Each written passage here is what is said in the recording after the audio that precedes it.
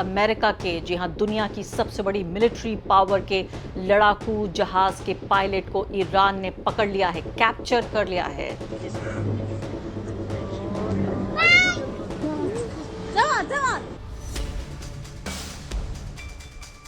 अरे पावर साहब, सबसे बड़ी सुपर पावर का तमाशा बना दिया है ना साहब, ऐसी खबर में तमाशा बना दिया है। You look like a fool. What a disastrous start to ground operation.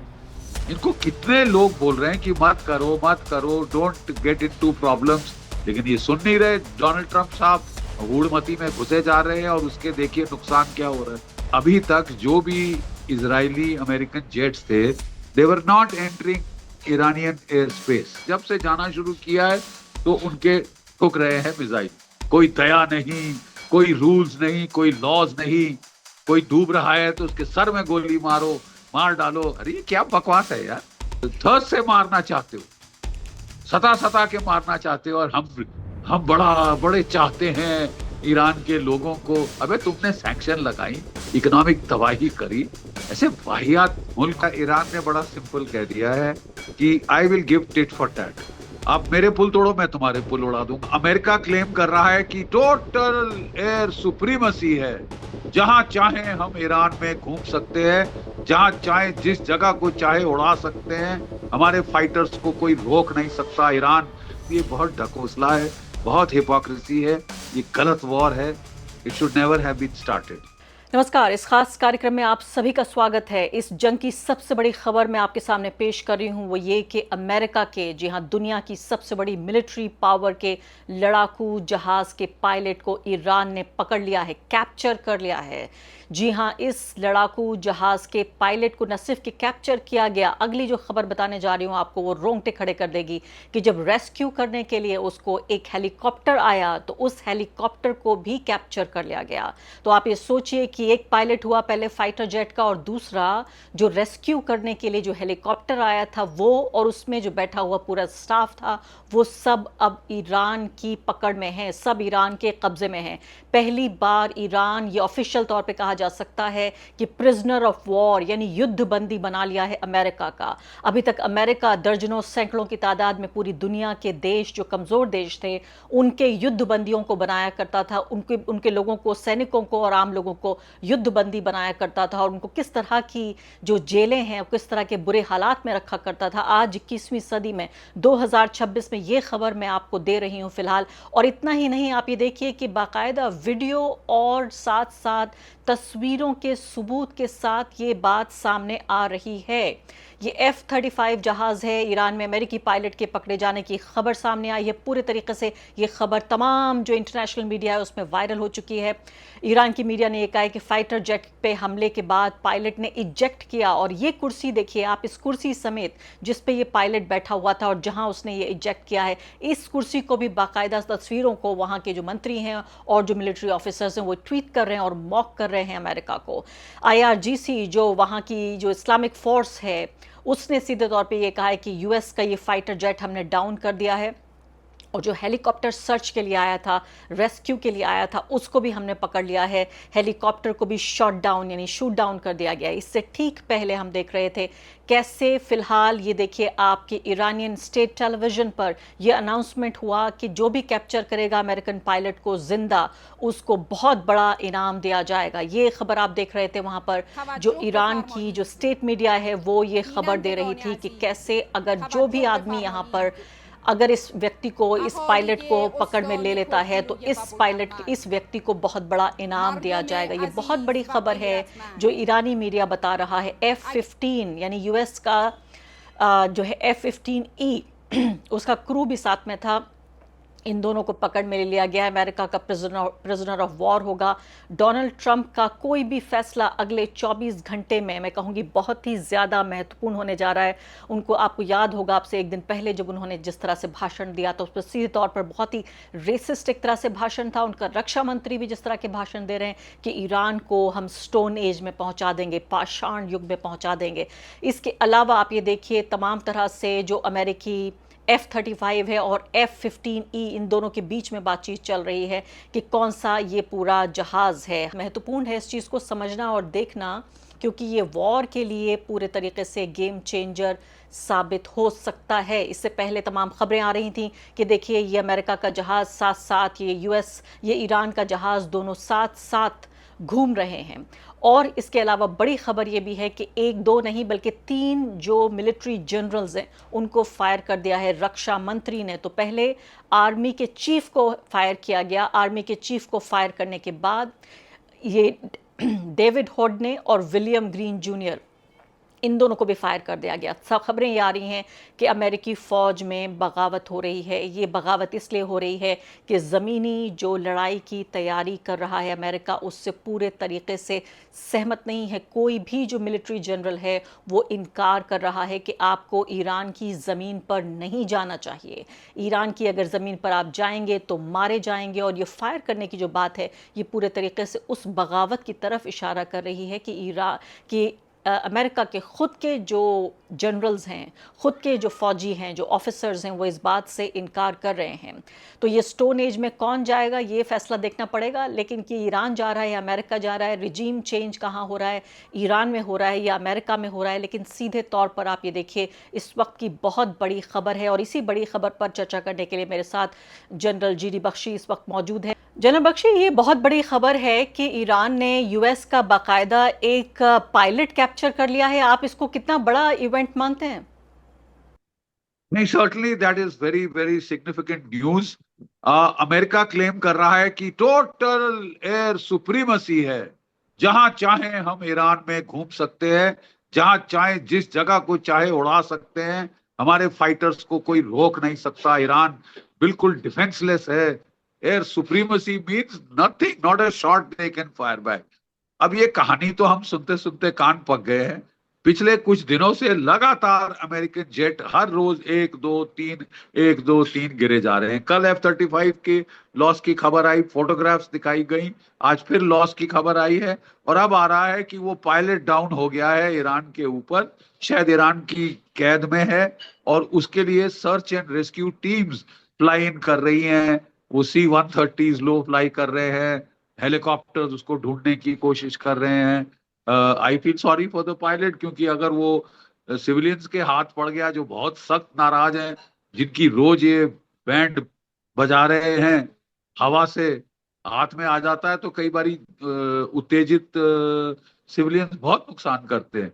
तो I only hope for the safety of that sake of that pilot family that official people reach to him before that and are able to secure him. ये वैसे एक बड़ी उपलब्धि है, which gives the lie to the story that this is air supremacy. You see, अभी तक जो भी इजरायली अमेरिकन जेट्स थे, they were not entering Iranian airspace. वो कुवैत से, इराक से स्टैंड ऑफ मिसाइल से फायर कर रहे, ठीक है। और उसके चलते स्टैंड ऑफ मिसाइल से फायर करने से आप खुद तो जाते नहीं हो, केवल मिसाइल जाता है अंदर। अब उन्होंने खुद अंदर जाना शुरू कर दिया है। जब से जाना शुरू किया है तो उनके ठुक रहे हैं मिसाइल। देखिए, एक बेटा खबर आई थी कि 17 AN-124 आंतोनोव, जो दुनिया के सबसे बड़े ट्रांसपोर्ट जहाज हैं रूस के, वो मिलिट्री एयरफील्ड्स पे लैंड किए थे ईरान में और वो जो है S-400 बैटरीज ले आए। अगर S-400 बैटरीज आए तो फिर तो बहुत ही नुकसान होने वाला है अमेरिका का, इजराइल का। ये बहुत जबरदस्त मिसाइल है। इट इज हमने ऑपरेशन सिंदूर में इसका कारनामा देखा हुआ है। एक एवैक जहाज उड़ाया था 316 किलोमीटर पे और 6 जो है वो जेट फाइटर्स F-16, JF-17 मार गिराए। और आगे बढ़ने से पहले एक अदना सी गुजारिश कि आप मेंबर बनिए मेरे चैनल का आरफा खानम शेरवानी। अगर आप मेंबर बनते हैं, आपके समर्थन से आप मेरा हाथ मजबूत करेंगे, इतना मजबूत कि मैं सत्ता का कॉलर पकड़ के सवाल पूछ सकूंगी और जो हमारे समुदाय में हाशिए के जो तबके हैं उनकी आवाज़ उठा सकूंगी। आप यकीन जानिए, आपका एक छोटा सा सहयोग मेरे लिए इतना बड़ा होगा जिसके लिए आप अंदाज़ा भी नहीं लगा सकते। जी हाँ, जिस हेलीकॉप्टर का आप जिक्र कर रहे हैं, खबर ये भी आ रही है जनरल बख्शी, जिस हेलीकॉप्टर का आप जिक्र करें, ये भी खबर है कि उस हेलीकॉप्टर को भी कैप्चर कर लिया गया है। तो ये दो बात हो गई है, एक लड़ाकू विमान है, दूसरा रेस्क्यू हेलीकॉप्टर है। और साथ साथ ये भी मैं आपसे सवाल पूछना चाहती हूँ कि ये तो यूएस का पहला प्रिजनर ऑफ वॉर हो जाएगा ईरान की नजर में, ईरान के पास। बिल्कुल पहला प्रिजनर ऑफ वॉर होगा। और अगर हेलीकॉप्टर भी कैप्चर कर लिया है तो ये तो डिजास्टर है। It is a disaster of a SR operation. Helicopter capture कर लिया मतलब हेलीकॉप्टर का क्रू भी तो होता है। वो भी गया, हेलीकॉप्टर भी गया। ये what a disastrous start to ground operation. इनको कितने लोग बोल रहे हैं कि मत करो मत करो, डोंट गेट इनटू प्रॉब्लम्स, लेकिन ये सुन नहीं रहे। डोनाल्ड ट्रंप साहब हूड़मती में घुसे जा रहे हैं और उसके देखिए नुकसान क्या हो रहा है। एक फौजी की हैसियत से देखें आप तो ये कितनी बड़ी खबर है सर कि जब जंग चल रही हो, ऐसी पूरी दुनिया देख रही है, और ऐसे में एक सबसे बड़ी जो सुपर पावर है, उस सबसे बड़ी मिलिट्री अरे पावर। साहब, सबसे बड़ी सुपर पावर का तमाशा बना दिया है ना साहब, ऐसी खबर ने तमाशा बना दिया है। यू लुक लाइक अ फूल। इतने बोस्ट करते हैं, इतनी डींगे हाँकते हैं, और ग्राउंड पे ये हालात है। और ये जैसे जब आपको याद होगा, जब पहला वो रेस्क्यू ऑपरेशन किया था अमेरिकन स्पेशल फोर्सेस ने ईरान में, ऐसे तमाशे हुए थे, एक दूसरे से टक्कर खा गए थे, जहां आग लग गई थी नीचे, हेलीकॉप्टर भिड़ गया वो ट्रांसपोर्ट एयरक्राफ्ट से वो डेजर्ट वन लैंडिंग ग्राउंड में। बहुत तमाशा हुआ था। और ये जो उस वक्त जिमी कार्टर साहब थे, उनकी तो प्रेसिडेंसी गई, खत्म हो गए बेचारे वो, उनकी प्रेसिडेंसी इस फियास्को से। तो इनको सोच समझ के करना चाहिए ना। कब से हम लोग कह रहे हैं, हम बूढ़े सिपाही हैं एक्चुअली। वी आर, हमारी अमेरिका के लोगों से कोई दुश्मनी नहीं। We are very friendly, they are very friendly people, they are very open people, they are decent people. उनको पीट हेक्सेट जैसे अटिल्ला द हुन, जंगिस खान की औलाद बनाने की कोशिश कर रहे हैं। कोई दया नहीं, कोई रूल्स नहीं, कोई लॉज नहीं। कोई डूब रहा है तो उसके सर में गोली मारो, मार डालो। अरे ये क्या बकवास है यार।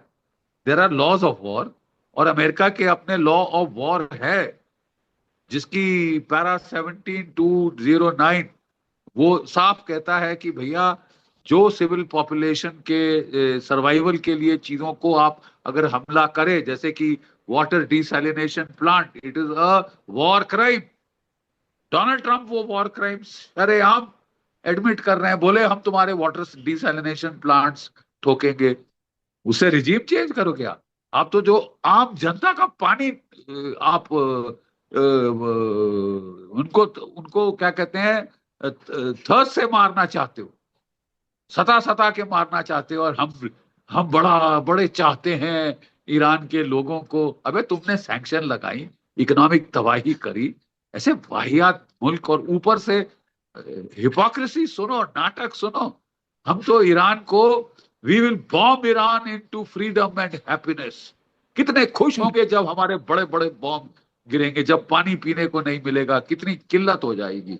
मैं ये कह रही हूँ कि ये रेसिज्म भी है सर इसमें। देखिए, स्टोन एज में पहुंचाने की बात हो रही है कि we will bomb you into stone age, और इसके अलावा जो सबसे बड़ा ब्रिज है उसको वहां पर गिरा दिया गया है, वो भी अंतर्राष्ट्रीय कानूनों के खिलाफ होगा क्या, ये माना जाएगा? देखिए साहब, देखिए बिटिया, ईरान ने बड़ा सिंपल कह दिया है कि I will give tit for tat. आप मेरे पुल तोड़ो, मैं तुम्हारे पुल उड़ा दूंगा। आप मेरी गैस रिफाइनरी उड़ाओ, मैं तुम्हारी उड़ा दूंगा।